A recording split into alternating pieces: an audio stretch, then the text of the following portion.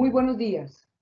Reciban un saludo especial en nombre de la doctora Diana Alexandra Remolina Botía, presidenta del Consejo Superior de la Judicatura, de la doctora Gloria Estela López Jaramillo, vicepresidenta, y de los demás magistrados que integran la corporación.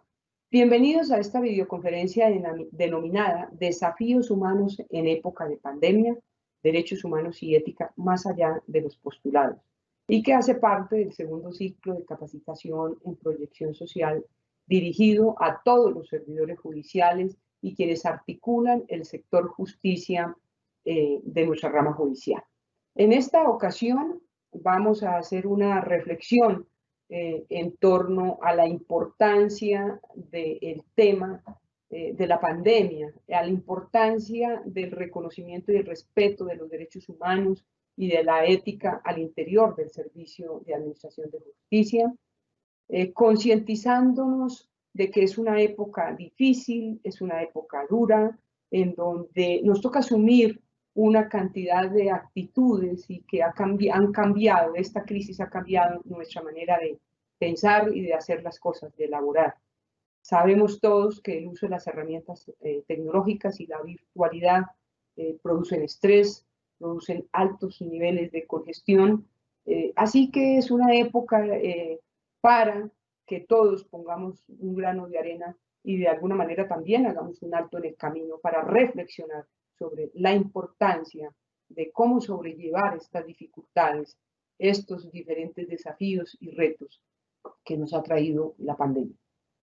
En el día de hoy nos acompañan la doctora Sonia Cajamarca Rodríguez, quien es trabajadora asociada de la Universidad Nacional de Colombia, experta en proyectos de desarrollo comunitario, y ella es miembro de la Corporación Centro Jurídico Comunitario. Es también docente de varias universidades del país, y de igual manera nos acompaña también el ingeniero Alexander Camargo Dávila. Es ingeniero agroindustrial del Instituto Universitario de La Paz de Barranca Bermeja, experto en desarrollo comunitario y miembro de la Corporación Centro Jurídico Comunitario. También es facilitador y docente de varias universidades. Tan pronto finalicen la exposición, nuestros conferencistas darán respuesta a las preguntas que ustedes tengan a bien formular a través del chat de participación en esta actividad académica. De igual manera, todas las dudas, las inquietudes que ustedes tengan sobre conexión, registro y evaluación, pueden hacerlas, que nuestro grupo de apoyo de la Escuela Judicial con mucho gusto estará atento a resolver. Es un gusto tener a nuestros invitados de hoy. Quiero darle la palabra a la doctora Sonia Cajamarca. Tiene usted el uso de la palabra. Bienvenida, doctora Sonia. Muy buenos días. Un saludo muy especial a la doctora Diana Alexandra Remolina, quien es la presidenta del Consejo Superior de la Judicatura, a usted, doctora Marilucero Novoa Moreno, que en su desempeño como directora en la Escuela Judicial Rodrigo Lara Bonilla, y a todos nuestros amigos asistentes a este ciclo, a esta capacitación que es tan importante en este momento. Nosotros hemos traído una exposición muy sencilla, más bien dando unos elementos fundamentales para que podamos proseguir en este momento tan difícil que nos aqueja. Yo particularmente voy a hacer un abordaje desde los derechos humanos para la acción y la transformación, pero voy a hacerla muy sencilla porque sé que muchos de ustedes son especialistas en este tema y lo que queremos es traer ciertas herramientas para que podamos hacer nuestro oficio de una manera más concreta, más humana, ¿sí? Entonces, desde mi abordaje, lo fundamental, tenemos unas diapositivas muy sencillas también, lo fundamental desde mi abordaje son los derechos humanos. Le ruego el favor, por favor, la primera presentación, la primera diapositiva. Lo fundamental, de acuerdo a la alta comisionada de las Naciones Unidas, Michelle Bachelet, para este momento tan difícil de la pandemia, ella dice, una situación de emergencia no representa un cheque en blanco para hacer caso omiso de las obligaciones en materia de derechos humanos. Y seguidamente, abro de nuevo comillas, el cumplimiento de las medidas de emergencia debe aplicarse de manera justa y humana. Las penas que se impongan deben ser proporcionales al delito cometido y estar establecidas por la ley. Allí quiero destacar entonces el derecho fundamental que desde la rama judicial se debe aplicar. Vemos todos quienes hayamos estado en este tipo de trabajo, conocemos los derechos fundamentales y los demás derechos que están en diferentes documentos. Pero hoy nos vamos a concretar en el derecho a la justicia. He aquí que en Latinoamérica ya hay escritos sobre esto, que es muy importante esto que ha pasado en la pandemia, y es que muchas personas se han dedicado a escribir y a enviarnos unas ideas para cómo manejar esta situación. En la parte de la rama judicial, al comienzo en Latinoamérica hubo, de acuerdo con las medidas de aislamiento, entonces hubo también algunos decretos o algunas órdenes de gobierno para poder seguir cumpliendo este derecho fundamental, que es el derecho a la justicia. En Colombia, todos vivimos un momento muy difícil en la cuarentena, sobre todo en la cuarentena que nos impusieron y que debemos seguir cumpliendo con todos estos requerimientos para resguardar la salud, pero la rama judicial se vio afectada porque estuvo casi 3 meses sin poderse mover como lo ha hecho siempre. ¿Eso qué ocasionó? Ocasionó diferentes cambios en este tipo de trabajo. Todos los funcionarios se vieron abocados a lo virtual, y lo virtual para nosotros en este país no es común, no es cotidiano. Entonces, esto hizo que mucha gente se sintiera confundida y no pudiera manejar las herramientas como debe ser. Si bien es cierto, el Consejo Superior de la Judicatura puso a disposición de todos sus funcionarios las herramientas técnicas, también fue muy engorroso en el sentido en que solamente algunas de las solicitudes se podían solucionar o llevarse a cabo, efectuarse. Es por eso que también el Gobierno Nacional, mediante el decreto 082, dice que pone a disposición un presupuesto y que se lleven a cabo todas las medidas para requerir la tecnología que se requiere en estos casos, ya que este derecho fundamental no se puede dejar de cumplir. Entonces, con la justificación de una nueva normalidad, del aislamiento que en este momento tenemos, ha sido muy difícil, y ante este panorama se han requerido una serie de ajustes, sabiendo que en los países latinoamericanos tenemos más o menos un atraso de 30 años en lo que es la parte tecnológica. Sin embargo, aquí en Colombia se ve algunas cosas muy positivas, entre ellas pues que hay una plataforma que, si bien es cierto, sobre todo cubre las labores de los altos niveles de la rama judicial, pero de todas maneras se venía haciendo el ensayo con las audiencias virtuales, y eso ayudó un poco para poder preservar las líneas de justicia que se tienen en Colombia. Sin embargo, hay unas reglas técnicas que se deben seguir para que esto sea posible, la virtualidad como tal sea posible. Y yo se las voy a leer porque es que no está dentro de mi profesión ni de mi desarrollo, sino esto es más de ingeniería. Entonces, algunas de las condiciones que se solicitan para tener una virtualidad más o menos que funcione medianamente son las siguientes. Dice, un ambiente idóneo en acústica, iluminación y seguridad. Una CPU de 2.4 gigas o superior. Un sistema operativo específico de Windows, de Mac, etc. Una internet con línea delgada. Un ancho de banda. El equipamiento que debe tener mouse, teclado, audífonos con micrófonos, tarjeta de sonido, cámaras, etc.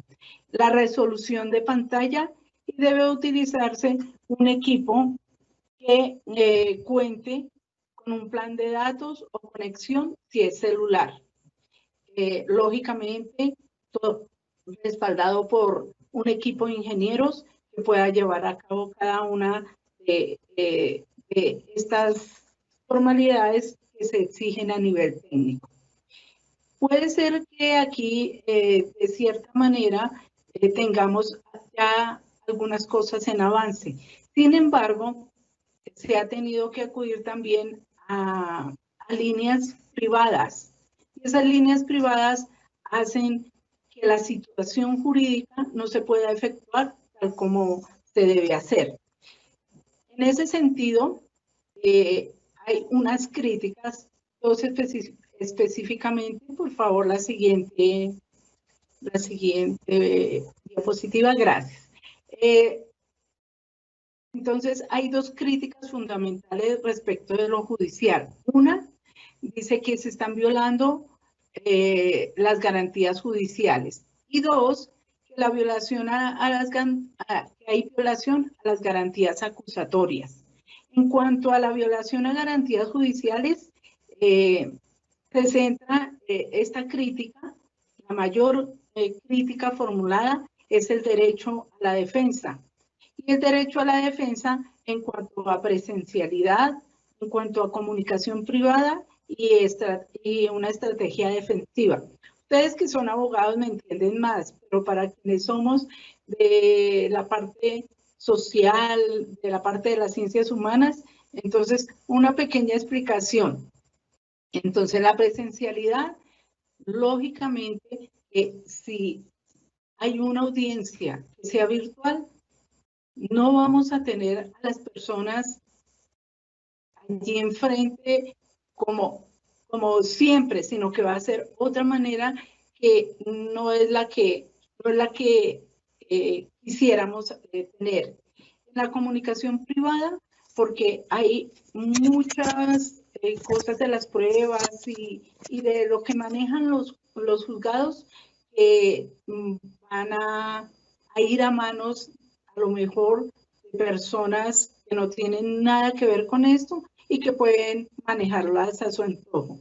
En cuanto a la estrategia defensiva, porque las pruebas no se llegan al juez como se ha hecho siempre, y entonces eso crea una confusión y crea problemas jurídicos, que ustedes bien lo saben.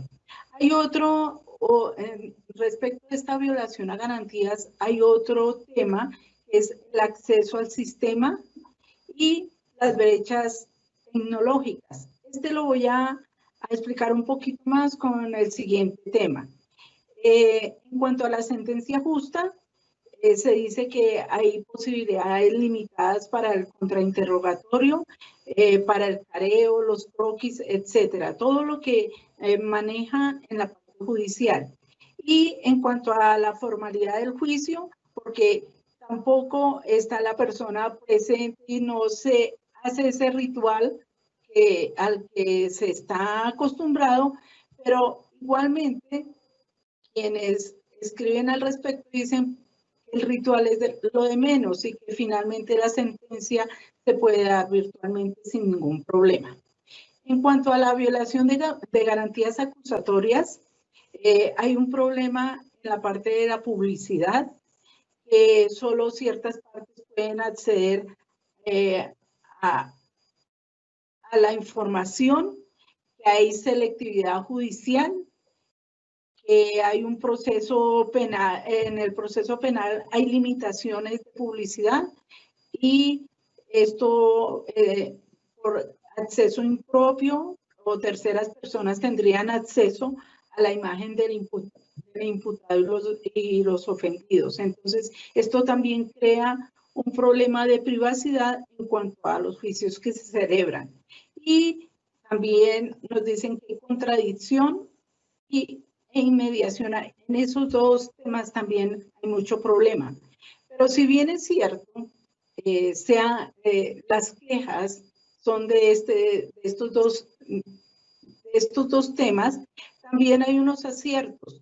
Uno es que se logró la continuidad del servicio, porque siendo un derecho humano fundamental, no se podía ni restringir ni anular, tocaba continuar. Entonces, con la virtualidad se ha continuado el servicio. El proceso acusatorio es basado en el sistema de audiencias y esto ya se venía realizando. Entonces, allí puede ser que sea una práctica más efectiva y para lograr mejores resultados con las audiencias virtuales. La justicia democrática exige el cumplimiento de la tutela judicial efectiva. Eso también se ha logrado. Y las videoconferencias ya existían, luego estamos practicando todos, acostumbrándonos a este tipo de herramientas y hacer nuestro trabajo desde lo virtual. También en algunas ocasiones, pues hay, debido al sistema que se elige, hay problemas, pero para eso están los equipos de ingeniería que han podido respaldar todo este proceso que estamos viviendo. Hay unos retos. El principal reto en este momento es el cumplimiento de este derecho fundamental. El segundo reto es la incorporación de la tecnología a los procesos judiciales. Y las audiencias deben ser una realidad desde ya. En la pospandemia creo que hay cosas que se van a quedar y algunas otras pues tendremos que seguirlas practicando. Y hay un reto muy importante que es el reforzamiento de la oralidad como herramienta tecnológica en todas las etapas de los procesos. Respecto de la economía versus la reducción del sufrimiento, Carolina Villadiego, que es una jurista de la Comisión Internacional de Juristas, hace un documento en donde se queja de varias situaciones. La primera es que esta pandemia ha hecho que la violencia intrafamiliar se acrecente. Entonces, ¿qué ha pasado con esto? Las mujeres, en particular ella habla de las mujeres, pero yo quisiera que habláramos desde la familia y desde la violencia intrafamiliar, pues llega a tener consecuencias también en los niños y en los mismos esposos o compañeros de las mujeres que han sido agredidas. Entonces, ella dice que de acuerdo con el Instituto Forense, de Ciencias Forenses, los casos en Colombia durante la pandemia han reducido, pero ella dice que no, por lo contrario, hay 150 municipios donde casos de violencia intrafamiliar han aumentado. ¿Y por qué no se sabe de ellos? Entonces da una explicación y es allí donde miramos el sufrimiento. El sufrimiento con la pandemia se ha hecho más evidente. Es lo siguiente. Las mujeres cuando son maltratadas o los niños tienen una línea que es la 155 para ellos poder comunicarse y recibir una orientación. Entonces reciben la orientación, pero cuando tienen que hacer la denuncia, primero encuentran el siguiente problema, y es que o no tienen acceso a los medios tecnológicos o a la internet, porque casi siempre estos casos ocurren en la población más vulnerable. Entonces, esto hace que si ellas no tienen esos recursos tanto tecnológicos como incluso económicos, pues no puedan denunciar. Y la violencia intrafamiliar siga su curso y siga aumentando. Al parecer en el país es muy fuerte. Ya vemos casos todos los días de mujeres a las que se les quita la vida, de niños que están sufriendo por el aislamiento y por los problemas de papá y mamá. En otro documento dicen que es posible que el empleo infantil aumente, porque los jovencitos, al ver que en sus casas no hay la suficiente comida y los recursos para tener lo mínimo necesario, ellos van a salir a trabajar y lo van a hacer de cualquier manera. Entonces tenemos ahí otro problema. Y a eso le sumamos pues el desempleo. Ustedes ya saben las proporciones de desempleo en este momento. El problema de salud, que es muy difícil de controlar justamente por el desempleo, por la falta de recursos para las necesidades básicas de las familias. Es así como tenemos una situación tan compleja, pero desde las ciencias sociales, ¿qué podemos hacer? Y desde las ciencias, desde el derecho y desde las ciencias sociales, ¿qué podemos hacer? Nos llaman como un reto a realizar nuestra actividad desde la buena fe, desde el sentido de responsabilidad, pero sobre todo de solidaridad. Tenemos unas herramientas tecnológicas que debemos poner a disposición de todos los usuarios y hacer grupos de interrelación con otros profesionales, interinstitucionales, para que ellos nos vayan dando las herramientas que han podido recoger durante estos meses y que nos pueden servir a todos para nuestro trabajo.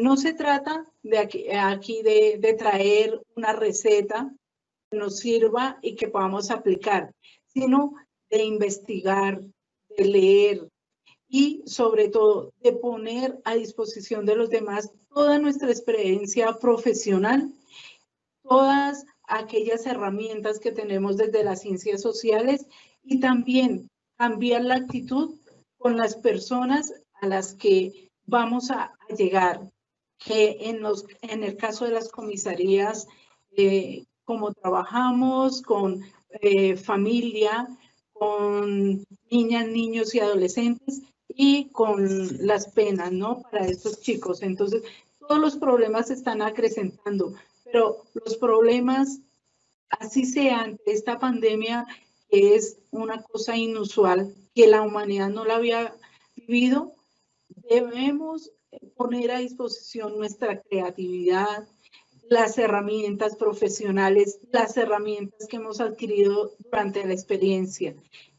Es un llamado más bien a que hagamos el trabajo de una manera diferente, a que nos acerquemos a la tecnología se va a quedar, la pospandemia nos va a exigir incluso en cuanto a este tema mucho más conocimiento. Entonces, digamos que aparte de que se han acortado los tiempos para nosotros porque hay mucho trabajo represado y hay una...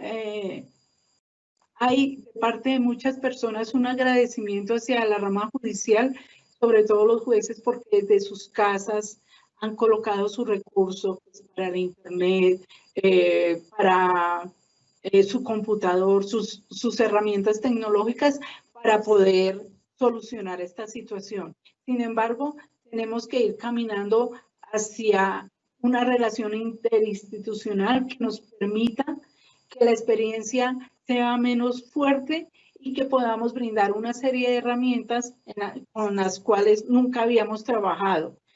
Como conclusión, pues desde las ciencias sociales, tener la posibilidad de disminuir este riesgo desde la paciencia, desde la creatividad, desde la solidaridad, desde el mirar al otro como me miró a mí mismo y aplicar todos aquellos desarrollos que las ciencias sociales tienen en un proceso muy interesante en estos meses. Si ustedes se acercan a diferentes tipos de documentos, van a encontrar experiencias que les pueden servir para poder realizar de una manera diferente sus actividades y sobre todo rescatar los derechos y hacer que el sufrimiento de las personas, que son la mayoría de la población, se minimicen y podamos entre todos salir de este asunto tan difícil y pues, que nos pone a prueba en muchas cosas. Muchas gracias. Le doy la palabra a la doctora Mari Lucero para las preguntas. Agradecimiento especial a la doctora Sonia Cajamarca Rodríguez por su muy interesante disertación sobre la importancia del equilibrio psicosocial para poder ofrecer unas garantías de justicia plena a nuestros ciudadanos usuarios de la justicia. Vamos al espacio de las preguntas, doctora Sonia, y la primera es: ¿se pierde la humanización de la justicia con un sistema penal virtual? Yo pensaría que de cierta manera sí, porque siempre por ser seres humanos necesitamos de la presencia del otro. Hay un problema que se evidencia en los escritos que han hecho muchos abogados y es que el juez también trabaja la parte kinésica. Entonces se pierde esa posibilidad de ver los gestos, las maneras con que actúa la persona en su expresión corporal y eso ya disminuye las posibilidades de poder hacer un juicio más efectivo. Sin embargo, las herramientas tecnológicas como ayuda son muy importantes y tenemos que aprender a manejarlas y a aplicarlas de acuerdo a las situaciones. Pero sí, yo pienso que sí se pierde. Muchas gracias, doctora Sonia. Siguiente pregunta. ¿Quiénes deben intervenir para mejorar el sistema virtual de justicia y adaptarse a las condiciones que nos impone la pandemia por el COVID-19?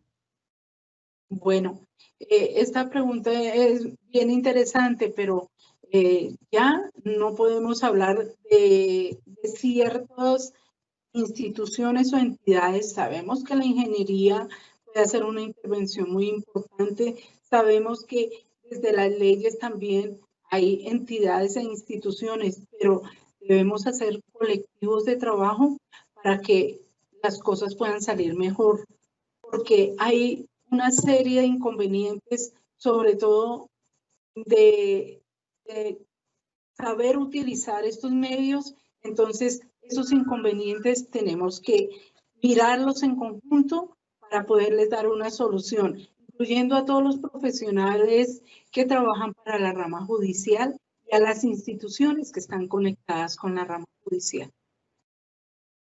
Doctora Sonia, ¿de qué manera se garantizan los derechos humanos en los procesos judiciales desde el trabajo específico de nuestros asistentes sociales? Bueno, muy importante esa pregunta. Los asistentes sociales a veces me he dado cuenta que cumplen una función de escribientes y otras funciones que hay en las comisarías o en los juzgados. Pero los asistentes sociales, con toda la experiencia que tienen desde las carreras de ciencias humanas, deben aportar sus elementos, tanto de experiencia como profesionales, para ayudar, para darle un juicio objetivo también al juez, que se ha tenido en cuenta en la decisión que va a tomar. A veces se extienden mucho en los documentos, en la escritura de esos documentos, que es más bien repetitiva y no se hace un informe objetivo. Se deben tener en cuenta varias cosas allí para hacer un informe objetivo de acuerdo a las herramientas tecnológicas, a la experiencia profesional, y yo creo que esa es una manera también de ayudar desde las ciencias sociales y más efectiva. Muchas gracias por su intervención, doctora Sonia Cajamarca Rodríguez. Y seguidamente le damos la bienvenida y el uso de la palabra al ingeniero Alexander Camargo David. Bueno, muchísimas gracias a ustedes en nombre de nuestro equipo de trabajo. Agradecemos la deferencia para que hayamos podido estar en este espacio tan importante. Un feliz día. Muchas gracias, doctora Sonia. Le doy el uso de la palabra al ingeniero Alexander Camargo David. Bienvenido. Buenos días. Saludo cordial a la doctora Diana Alexandra Remolina Botía, presidenta del Consejo Superior de la Judicatura. De igual manera extiendo este afectuoso saludo a la doctora Marilucero Novoa Moreno, directora de la Escuela Judicial Rodrigo Lara Bonilla. Muy especialmente también quiero saludar a todos los que se vinculan con este espacio de reflexión. En primer lugar, quiero decir que aquí no vamos a encontrar una definición de ética, no vamos a encontrar unos lineamientos. Vamos simplemente a esbozar algunos elementos que son propicios para enfrentar este desafío. Para eso vamos a mirar la ética desde unos preceptos que se pueden convertir en unas herramientas en todo lo que tiene que ver con nuestra intervención desde cualquier ámbito, ¿no? Del ámbito profesional, ya sea abogado, ya sea asistente social, cualquiera de nosotros tiene esta posibilidad. ¿Sí? Voy a compartir con ustedes entonces unas aproximaciones para que lleguemos a unos acuerdos. Quiero también decir que esto no es una instancia definitiva, son simplemente unos elementos que nos pueden como ir allanando el camino. Desafíos humanos en tiempos de pandemia, derechos humanos y ética más allá de los postulados. Principios éticos para la intervención sociojurídica. Entonces, existen unos preceptos que ya todos conocemos. No me voy a enfocar mucho en eso. Solamente vamos a comenzar a reflexionar sobre lo siguiente. Y es, la ética no pretende, en medio de esta pandemia, no pretende ser el elemento que resuelva los problemas estructurales. Eso hay que tenerlo claro porque tenemos una justicia, este país tiene unos conflictos muy antiguos que tiene que resolver. Pero vamos a hacer referencia a una ética que podemos armonizar, una ética que va desde nuestro corazón. ¿Por qué digo que de nuestro corazón? Resulta que es que vemos la ética como algo lejano. Entonces se asimila un poco a una estructura sólida, esculpida en una piedra preciosa como el mármol, pero fría, dura, carece de veracidad, digamos más de vivacidad. Entonces tenemos una afectación acerca del concepto de justicia. Entonces comencemos con analizar. La ética es inherente a la justicia. No se puede concebir una justicia sin ética, porque entonces construiríamos un órgano acéfalo, un órgano insustancial. Entonces, hay unos elementos que podemos considerar útiles en nuestra intervención. Primero vamos a focalizarnos en lo siguiente. La filosofía manejaba todo el concepto ético y algunos profesionales nos decían, la ética está regida o está direccionada por la religión. Otros decían, no, está dirigida por la educación. Y otros decían, no, hay un influjo de los contextos socioculturales. Entonces aparece aquí algo maravilloso. Es que la ética tiene que ver mucho con nuestro desarrollo evolutivo. Es decir, es una parte esencial del hombre. Ha servido como supervivencia de nuestra especie. ¿Esto qué quiere decir?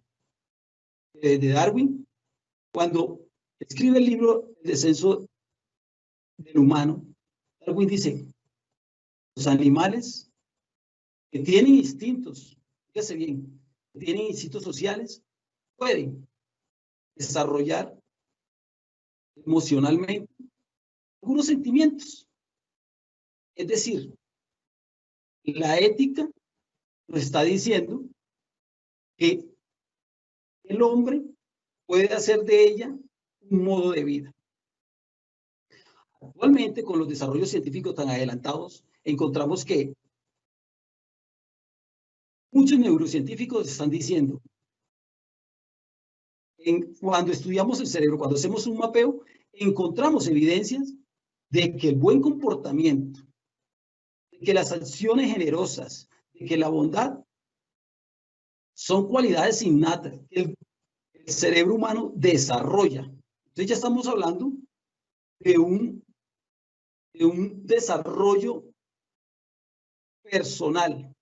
No podemos decir que la ética entonces ha desplazado los criterios de la religión, los criterios educativos. Al contrario, me está diciendo que tenemos la capacidad los seres humanos de hacer de la ética una dinámica de vida. Si la ética es un componente racional, tenemos cerebro moral los seres humanos. Entonces, ¿por qué no llevamos esos conocimientos, esas habilidades al plano del comportamiento diario?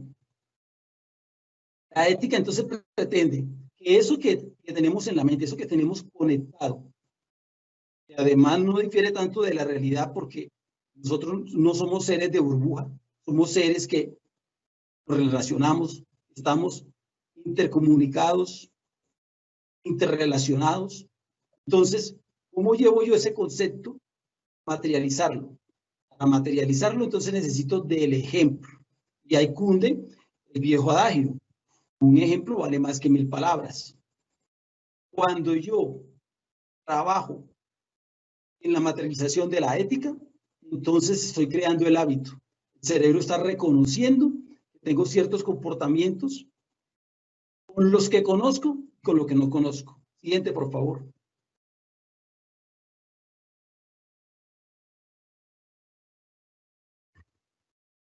¿Esto qué me lleva?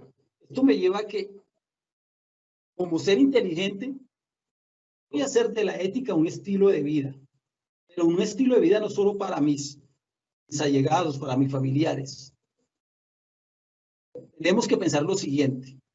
Si yo miro la ética como un código, como un manual instructivo, que solo busca el fin individual, o veo en la ética una forma de exposición, de actuación frente a ciertos parámetros que me convienen, entonces no es ética.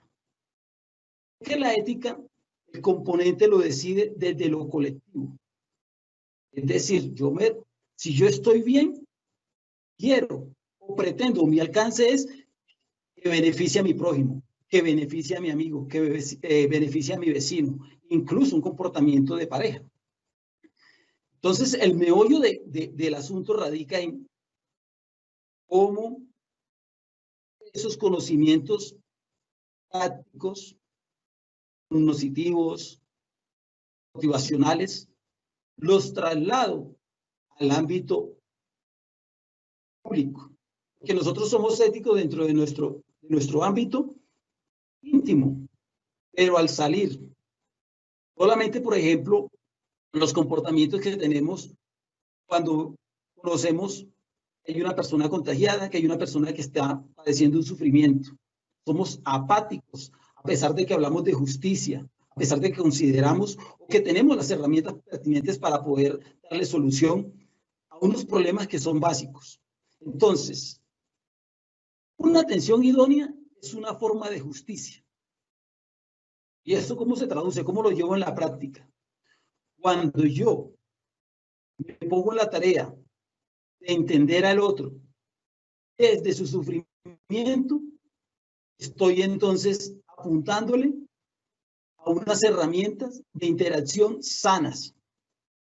Por ejemplo, si nosotros consideramos que mis derechos, digamos mi fortuna, mis intereses, los defiendo a capa y espada, ¿por qué no puedo defender de igual manera los intereses de una persona, de un usuario? Es decir, aquí tenemos que aplicar la regla de oro. ¿La regla de oro en qué consiste? Bueno, un principio de igualdad, pero la igualdad entendida desde que se respeten mis intereses, que se respeten los intereses de los otros. Yo no puedo, digamos, obrar fuera de la virtud.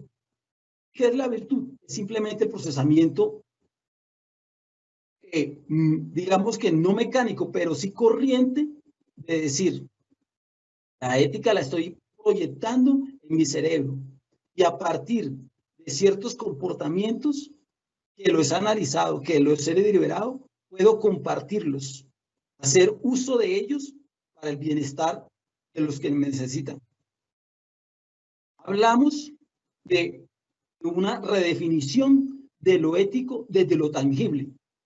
La ética no puede seguir siendo marcada dentro de una filosofía utópica, o por decirlo de alguna manera, muchas veces la vemos tan alta que ya en este país, por ejemplo, vemos conducta que solo el mero hecho de generar repudio, odio, un discurso, por ejemplo, ardido, retrógrado, que no lleva sino al aislamiento.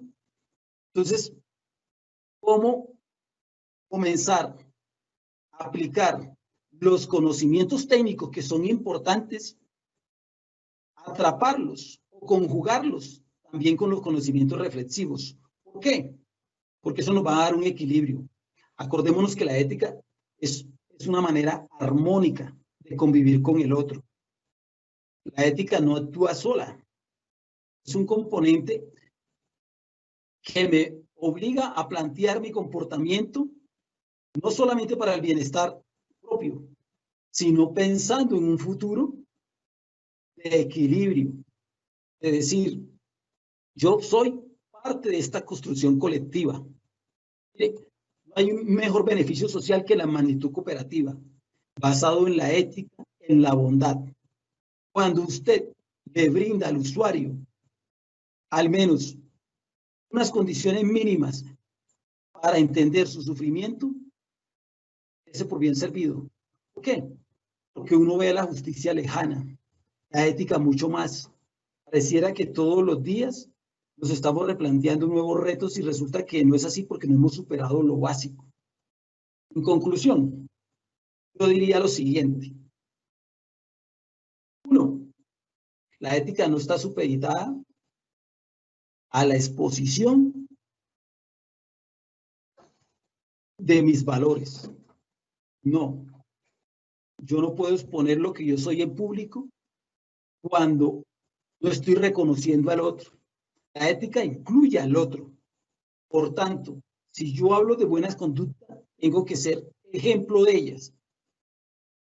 Segundo, la ética individual va a repercutir en lo colectivo en la medida que yo pueda decirle al otro, estoy contigo, cuento contigo. Albert Einstein se acercaba a algo muy particular que a mí me gusta mucho y él decía, los seres humanos construyeron la bomba atómica, pero estoy seguro que un ratón no construiría una trampa para sus ratones. ¿Esto qué quiere decir?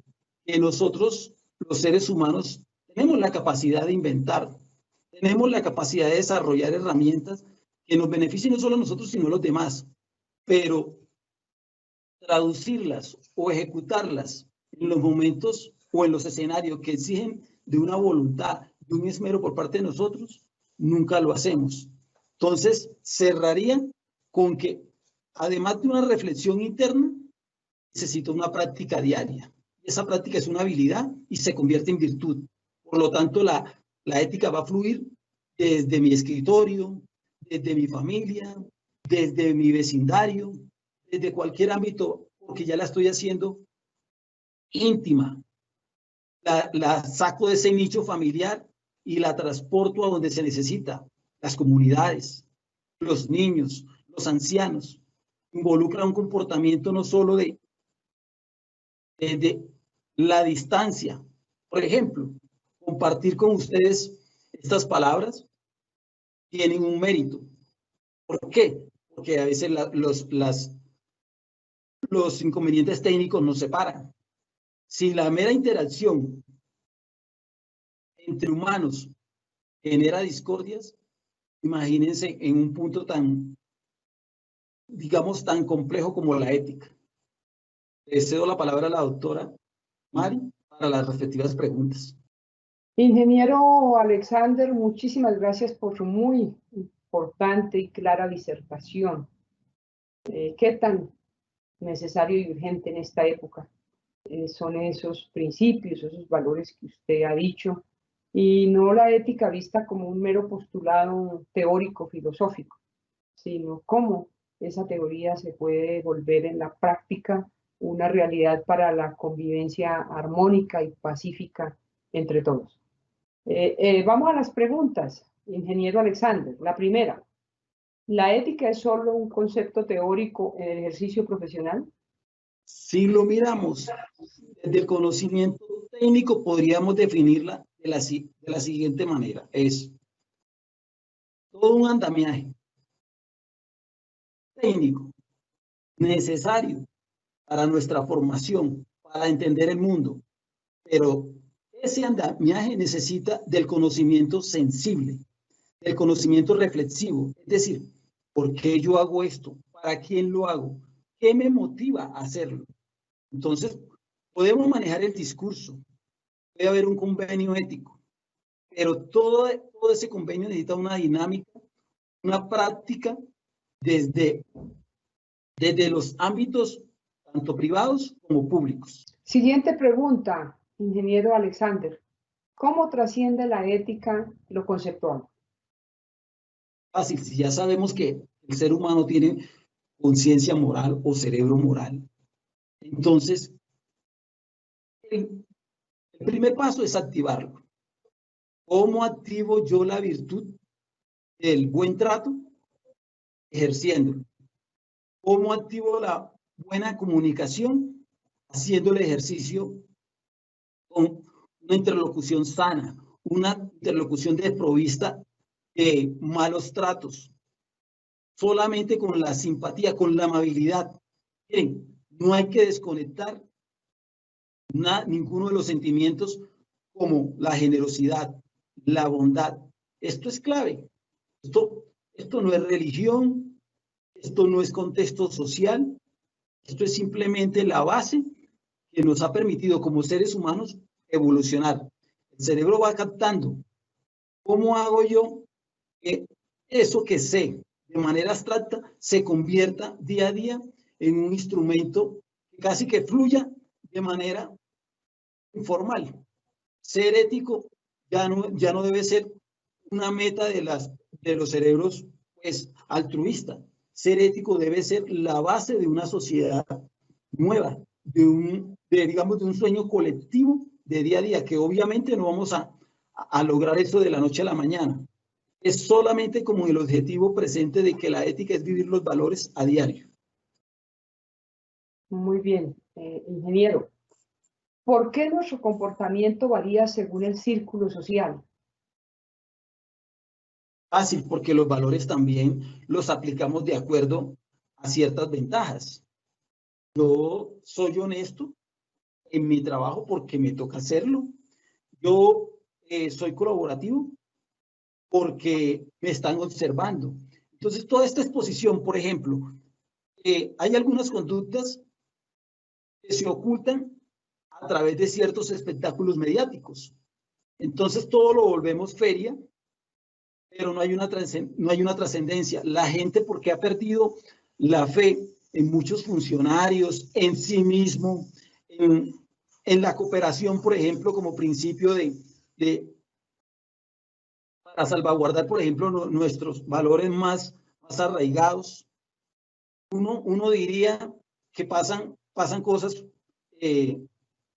cotidianas que no le damos la relevancia. Nos hemos acostumbrado, por ejemplo, a interactuar con el televisor y ya casi que escuchar X cifras de muertos, ciertos delitos, los hemos, digamos que, analizado de una manera que nos parece normal. Entonces tenemos que dejar o romper, mejor dicho, romper esa burbuja narcisista, individualista, competitiva, para adentrarnos en un mundo colectivo, en un mundo que, por ejemplo, nos está diciendo, de esta salimos, pero con responsabilidad de todos. Romper ese sesgo que llevamos histórico, de que yo me hago solo, de que yo no necesito de nadie.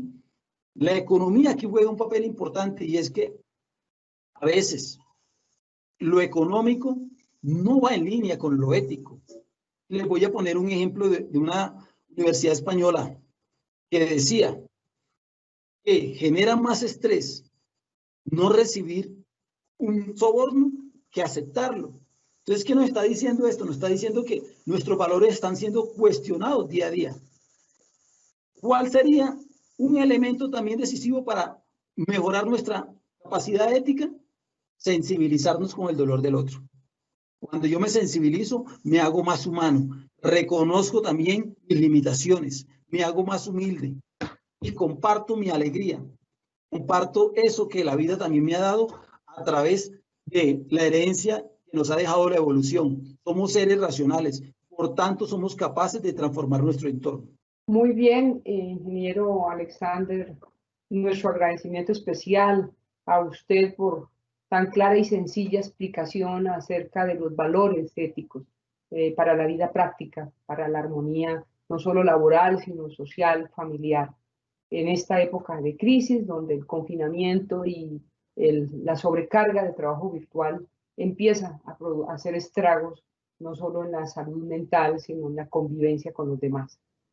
De ahí la importancia de la labor que desempeñan nuestros trabajadores sociales al interior de los despachos judiciales. También nuestro agradecimiento especial a la doctora Sonia Cajamarca por sus importantes argumentos en el día de hoy, porque realmente con su didáctica y detallada disertación han resaltado el valor de los derechos humanos y de los valores éticos como fundamentos indispensables para superar los diferentes desafíos que nos traen no solo la pandemia, sino el solo hecho de vivir en comunidad, para poder acercarnos y poder de alguna manera ir conformándonos con esta nueva realidad, y que pues ha traído, como les decía, varios cambios en nuestra manera de hacer, de trabajar, de decir y de hablar. Usted ha dicho, ingeniero Alexander y doctora Sonia, es volver a lo básico, es volver a lo esencial, el enorme sentido de la responsabilidad, el sentido de la bondad, el sentido de la gratitud, el sentido de mirar al otro. Creo que es muy importante esto de abordarlo, y se necesita con urgencia abordarlo y de ninguna manera ignorar lo que está pasando con el cambio de las relaciones laborales de lo presencial a lo virtual. Un agradecimiento especial a todos nuestros trabajadores sociales, a los servidores judiciales en general, a los actores del sector justicia que se han conectado a esta conferencia virtual, y desde luego a nuestro grupo de apoyo de la Escuela Judicial. Y a propósito del tema de hoy, nos despedimos con la frase de la filósofa norteamericana Martha Nussbaum, que dice: la educación humanística es el principal ingrediente para la salud democrática. Muchas gracias a todos y a todas. Un feliz resto de día.